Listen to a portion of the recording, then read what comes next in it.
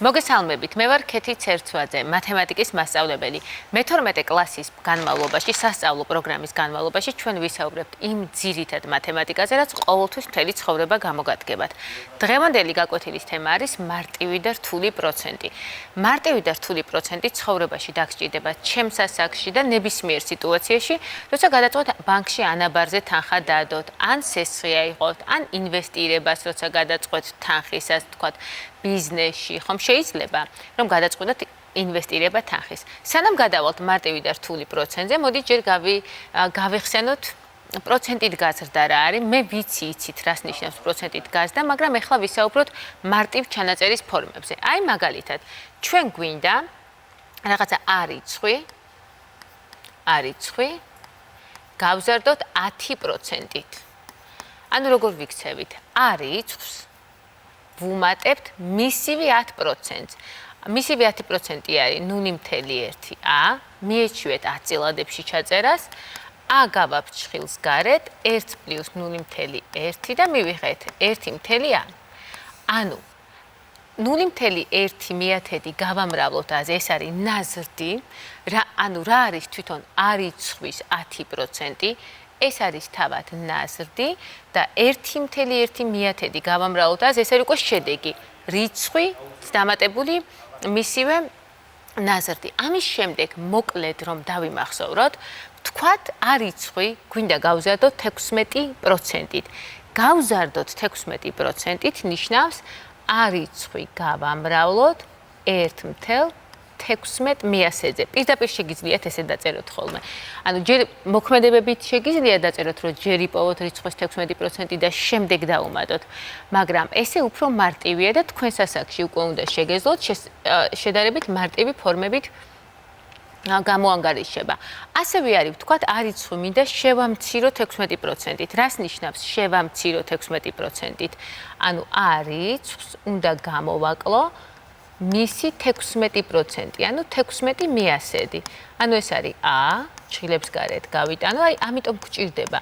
როცა დაბალ კლასებში ჩვენ ვსწავლობთ გარკვეულ თვისებებს, ხომ? დისტრიბუციის თვისებებს, ჩხილების გახსნა, მომრავლის ჩხილს გარეთ გატანა, ესე თქვენ ენაზე რო ვისაუბროთ. იმიტომ გვჭირდება, რომ შემდეგში უკვე გაცილებით მარტივად შევძლოთ ანგარიში და დავინახოთ. შევამცირეთ 16%-ით ნიშნავს მთელს გამოვაკელი მისი 16/100 ნაწილი, ანუ 0.84 ადამიანში. ანუ რიცხვის 80, ანუ შემცირდა 16%, დარჩა საწყისი რაოდენობის 84%.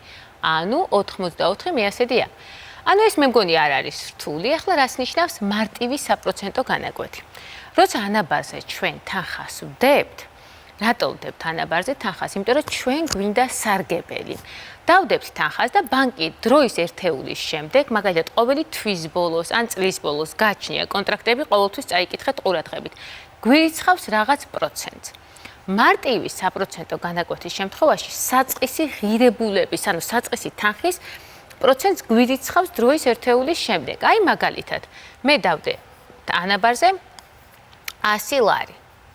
თქვათ 5%-იანი ანაბარია. ნიშნავს, რომ 100 ლარის 5%-ს მირიცხავს დროის ერთეულის შემდეგ. თქვათ 1 თვის მერე. ესე იგი მაქვს 100 ლარი დადებული, 1 თვის მერე დამერიცხა 100 ლარის 5% 5 ლარი. შემდეგი თვის მერე კიდე დამერიცხა 100 ლარის ისევ 5% 5 ლარი. მეორე თვის ბოლოს ისევ 5 ლარი და გამოვიდა, რომ 100 ლარზე დამერიცხა 3-ჯერ 5 ლარი.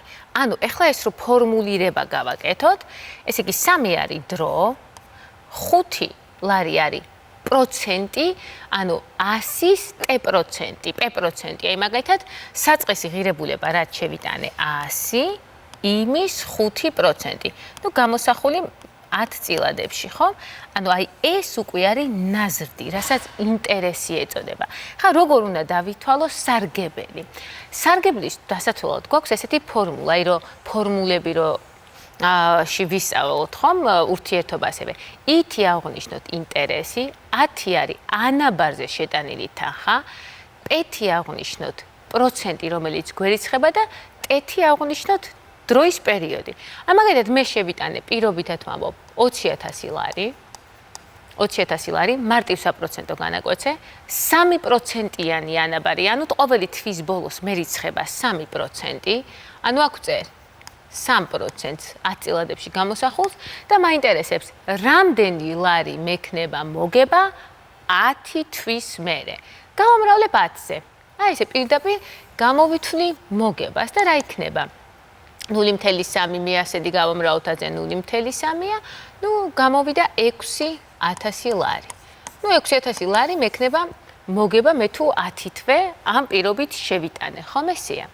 ანუ თუ მაინტერესებს სულ რამდენი მექნება 10 თვის მერე, ესე იგი 20.000 ლარს ემატება ნაზრდი. ანუ ამით არის უკვე სულ, ანუ დარიცხული არის ეს მოგება, სულ რამდენი მექნება, ესეც მე მგონი გავიგეთ და არ არის ამაში არაფერი რთული. ეხლა გადავიდეთ რთული დარიცხვის მეთოდზე. რაც ეწოდება რთული პროცენტი. რთული ეწოდება პროცენტს, როცა ყოველი დროის ერთეულის მერე, ვთქვა დროის T პერიოდის მერე, 1 თვის მერე ან 2 თვის მერე ან 1 წლის, 2 წლის, ანუ დროის ერთეულის მერე, საწყის ღირებულებას ხომ ემატება გაზრდილი. შემდეგ მეორე თვის ბოლოს ემატება გაზრდილის პროცენტი. ანუ ახლა მარტივად რო ვთქვა, რომ სიტყვებით არ დაგაბნიოთ. შევიტანე 100 ლარი და 10%. ვთქვათ, რთული პროცენტით ერიცხება. ახლა რას ნიშნავს? პირველი პერიოდის მერე 100 ლარს ერიცხება 100 ლარის 10%. ანუ 100 გავამრავლო 1/1000-ზე, ხო? ანუ გამოვიდა დაერიცხა 10% და მივიღე 110 ლარი. უფრო მოკლედ შეგვიძლია ჩავწეროთ ეს 100 გავამრავლოთ 1/1000-ზე. ჩვენ უკვე გაკვეთილის დასაწყისში ვთქვით, რომ 10%-ით გაზრდა, 10%-ით გაზრდა ნიშნავს რიცხვი გავამრავლოთ 1/1000 ნაწილზე. აი ვთქვათ, P%-ით გაზრდა ნიშნავს, რომ 1/P0.1/1000-ზე. აი ესე ზოგად ფორმულაში ესია, რომ წილადში რო გადაბყავს P%, ანუ რა რიცხვიც არის ეს თუ არის ვთქვათ 10%, 10 გამრავლდა 0.1/1000-ზე და მივიღე 0.1-ზე გამრავლებ 0.1/1 ჯამში. ეს ჩანაწერი ცოტა დამაბნეველია, მესმის, ამიტომ გადავალისევ ნამდვილ რიცხვებში. ვისაუბრებ, რომელიც მარტივად აღსაქმელია. ანუ 10 ლარი 100 ლარს ერიცხება 10% დროის პერიოდის შემდეგ, ნიშნავს 100 გამრავლდა 1/1000-ზე. ეხლა მეორე პერიოდისთვის რა გვაქვს?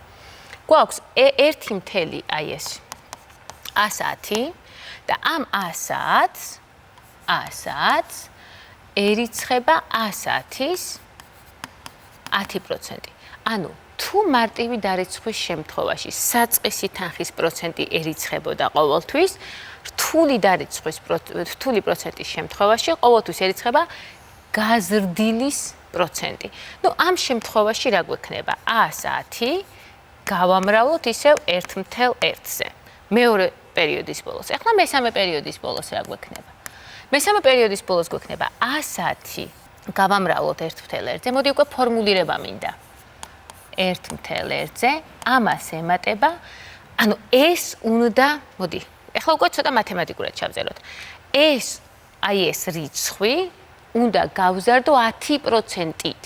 ანუ ეს გავზარდო 10%-ით ნიშნავს აღნიშნული რიცხვი გავამრავლო 1/1000-ზე. ანუ 110 გავამრავლებული 1/1000-ზე კიდე მრავლდება 1/1000-ზე. ხო? მოდით ახლა ეს დავუკავშიროთ საწყის რიცხვს. აქ დავწერ საწყის რიცხვთან დაკავშირებას წითელი კალმით, სხვა ფერით რო აიღოთ. ანუ 110 ხო იყო ისევე 100 გავამრავლოთ 1/1000-ზე. ანუ ეს არის პირველი დარიცხვის შემდეგ ეს რიცხვი მივიღე, მეორე დარიცხვის შემდეგ აღნიშნული რიცხვი გაიზარდა 10%-ით ნიშნავს კიდევ 1/1000-ზე ვამრავლებ. მესამე წლის ბოლოსთვის ანუ აღნიშნული რიცხვი კიდევ უნდა გაიზარდოს 10%-ით, ანუ კიდევ უნდა გამრავლდეს 1/1000-ზე და რა მივიღეთ? ნახეთ ფორმულის გამოყვანას ვაკეთებ. ესე იგი, საწყისი რიცხვი გავამრავლე 1/1000 კუბში. ანუ რას ნიშნავს? ესე იგი, მესამე დარიცხვის ბოლოს მე მაქვს საწყისი გამრავლებული 1.1 კუბში, რაც უდრის ზოგად ცვლადებში რო ჩავწეროთ, ესე იგი 100 გამრავლებული მივდივარ ზოგად ცვადებისკენ 0.1 კუბში. ესე იგი, შეხედეთ, რა თანხაც არ უნდა შევიტანო ანგარიშზე, ნახეთ, თქვათ, რა თანხაც არ უნდა შევიტანო, თქვათ, მინდა 7 თვის მერე თუ მაქვს 7% დარიცხვა. ანუ აქ იქნება 1 პლუს 0.7% შემთხვევაში 7/100 და თქვათ 10 თვის მერე 10 ხარისხში. ანუ მოდი კიდევ ერთხელ ვიტყვი. თქვათ მე მინდა შევიტანო თანხა 2000 ლარი, რთული დარიცხვის არის 7%, ანუ რთული დარიცხვის მეთოდით ერიცხება და მაინტერესებს 10 თვის მერე რა თანხა მექნება, 10 თვის მერე. ესე იგი რა ხდება? 2000 ლარი უნდა გავამრავლო 1-ს მიმატებული 7% 10 წილადებში გამოსახული 0.7 10 თვის მერე ხარისხად 10. ანუ აი ეს აღნიშნული თანხა მექნება ანგარიშზე. ანუ აქ 7% არ შეწეროთ, ეცადეთ ხოლმე 7/100. ან რამდენიც იქნება p/100 პირობითად. ანუ ეს ახლა არის ფორმულა. თუ მე შემაქვს ანგარიშზე გარკვეული a თანხა, ერიცხება p% და მოგება მინდა t დროის განმავლობაში ხდება დარიცხვა. მაშინ t პერიოდის შემდეგ ანგარიშზე მექნება final, აი f არის final თანხა, რომელიც გამოიცვლება ფორმულით. საწყისი შეტანილი თანხა გამრავლებული 1 პლუს p გამოსახული 10 წილადებში ხარისხად t დროის ერთეული. t შეიძლება იყოს თვეები, თუ ყოველი თვის ბოლოს ხდება დარიცხვა თვეს აღნიშნავს, თუ ყოველი წლის ბოლოს ხდება დარიცხვა წელს აღნიშნავს. ძირითადად რთული პროცენტი არის ხოლმე, როცა ბანკებისთვის არის სიმართლე რო გითხრათ მომგებიანი. ან მარტივი, ანუ რთული ჩვენთვის იქნება მომგებიანი, ბანკი რო ესე გვარიცხავდეს მოგებას ჩვენთვის იქნება ძალიან მომგებიანი. მაგრამ ხშირ შემთხვევაში ესე არ ხდება ხოლმე. ხშირ შემთხვევაში სესხს რო ვიღებთ, მაშინ არის ხოლმე რთული პროცენტი გამოთვლილი, ამიტომ სხვაობა დიდია. ჩვენ თუ შევადარებთ მარტივ და რთულ დარიცხულ პროცენტებს დააკვირდით, ანუ აი ეს ფორმულა განვიხილოთ პირველი და მეორე. აი ნახეთ, მარტივი დარიცხვის შემთხვევაში ყოველთვის ერთი და იგივე რაოდენობა გვერიცხება. რთულის დარიცხვის მეთოდში კიდე ხარისხი, ანუ ეს არის წრფივი ფუნქცია, დროსთან მიმართებაში წრფივი ფუნქცია იზრდება ოღონ წრფივად. ეს არის დროსთან მიმართებაში ექსპონენციალური ხარისხი, გვაქვს ხარისხის მაჩვენებლად. ანუ უფრო კარგია, უფრო მეტი ერიცხება. ამიტომ ჩვენთვის მომგებიანი იქნება ყოველთვის ის პირობა, როცა ჩვენ სასარგებლოდ ხდება რთული პროცენტის დარიცხვა. ესე არის ხოლმე საინვესტიციო საქმიანობაში, თუმცა უფრო მეტად რისკიანია. ანუ შემდეგში უნდა რისკების შეაფასოთ. აი თქვა, თუ ინვესტირებას გააკეთებთ რთული პროცენტის დარიცხვით, უფრო მეტად რისკიანი იქნება და რისკები უნდა გაშიაფასოთ, რამდენად გიწევთ აღნიშნული რისკის გამოთვლა. ამიტომ არის კარგი ალბათობის შესწავლა. ჩვენ სკოლის განმავლობაში იმ ალბათობას სწავლობთ, რაოდენობების და ვარიანტების დასაცველად არის. თუმცა უკვე მომავალში, როცა თუ ვინმე გადაწყვეტ, რომ ფინანსისტი უნდა იყოთ, ან ეკონომისტი, ან უბრალოდ თქვენი ბიზნესი გინდა აწარმოოთ, რისკების შეფასება ძალიან მნიშვნელოვანია, რისთვისაც აუცილებლად გარკვეული ვარიანტების დათვლა უნდა შეგეძლოთ და შედარება, შეფასება, როდის რა მნიშვნელოვანია და ასე შემდეგ. აი აქ არის შედარება. თქვათ მარტივი საპროცენტო განაკვეთით 100,000 შეგვაქვს ანგარიში და ერიცხება 5% და რთულით 100,000 შეგვაქვს და 5% ერიცხება ყოველი წლის ბოლოს. ნახეთ, 10 წლის ბოლოს მარტივი დარიცხულ შემთხვევაში გვექნება 150,000 დოლარი, თქვათ ან ლარი ანგარიში, რთულით 162,000.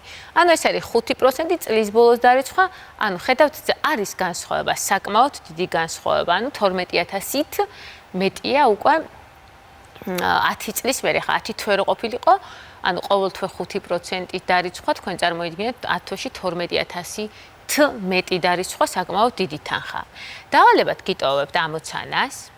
აი ეს არის აღნიშნული ამოცანა და თქვენ თვითონ გამოიანგარიშეთ და შეადარეთ. მარიცას ჰქონდა 100,000 ლარი. რომელიც დადო ორ სხვადასხვა ტიპის ანაბარზე. ერთი ტიპის ანაბარზე ერიცხება 6%-ის სარგებელი, მეორეზე 4.5%. ორივე იყო მარტივი დარიცხვის მეთოდით დარიცხული. რამდენი ლარი დადო თითოეულ ანაბარზე მარიცამ თუ მოგება არის 5250 ლარი. ანუ ერთი ტიპის ანაბარზე რაღაც თანხა დადო, შემდეგზე მეორე მარტივი პროცენტით რაღაც რაოდენობა დაერიცხა. ანუ პირველ ანგარიშს დაერიცხა 6%-ის სარგებელი, მეორე ანგარიშს დაერიცხა 4.5%-ის სარგებელი, ერთ იგივე დრო. მოგება ვიცით. მიზანი არის დავადგინოთ, როგორ გაანაწილა მარიცამ ეს თანხები.